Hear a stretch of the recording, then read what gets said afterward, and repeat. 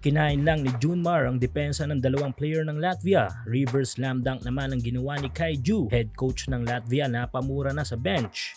Gilas Pilipinas versus Latvia. Ito na ang pinakaunang laban ng ating national team sa FIBA OQT at matindi ang makakatapat na kupunan this game dahil ang Latvia nga ang pinakamalakas na team sa ating grupo. At idagdag pa natin dito ang pagkakaroon ng mga ito ng malakas na home court advantage. First 5 ng Gilas ay sina Kai Soto, Junmar Fajardo, Justin Brownlee, Dwight Ramos at Chris Newsom. Opening quarter ay nagulat ang Latvia sa pambungad na opensa ng Gilas kung saan ay na 8-0 run natin ang mga ito. Maganda ang takbo ng opensa ditong pinapaikot ni na Brownlee, Junmar at Kai Soto.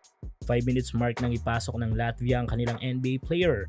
Down to 4 minutes, walang pake si Abay sa NBA player ng Latvia. Kinain ng depensa ng dalawang Latvian player. Sampa na sa 9 na puntos ang lamang ng Gilas. Nagsisimula ng mauga ng Gilas ang depensa ng Latvia dito at napamura pa ang head coach ng Latvia sa kanilang bench.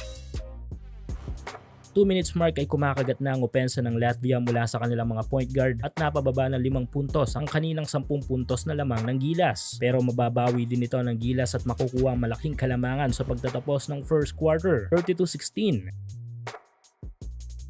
Matinding opensa rin ang pansalubaw ng Gilas sa Latvia sa opening ng second period. Kaiju reverse slam dunk mula sa pasa ni CJ Perez. Mid ng second period ay bagyang inalat ang opensa ng Gilas na ikinasigla naman ng opensa ng Latvia. Pero down to 3 minutes ay pamatay sunog ang opensa ni Justin Noypi. Bahagyang uga ang depensa ng Gilas 2 minutes mark ng second frame. Pero bawi din agad ang mga ito sa pagtatapos ng second quarter. Tanga ng double digit points na kalamangan, 54-38.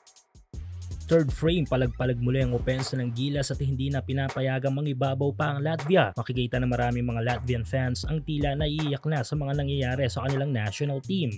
Hanggang sa mga huling minuto ng third quarter ay no mercy para sa Gilas. Tanga ng malaking lamang isasarado ang Gilas ang third quarter. Fourth at final quarter ay biglang boost ang opensa ng Latvia kung saan ay nagkaroon pa ng pag-asa para makamba ang Gilas. Unti-unti nang kumakagat ang matinding opensa ng Latvia habang papalapit sa ending ang laro.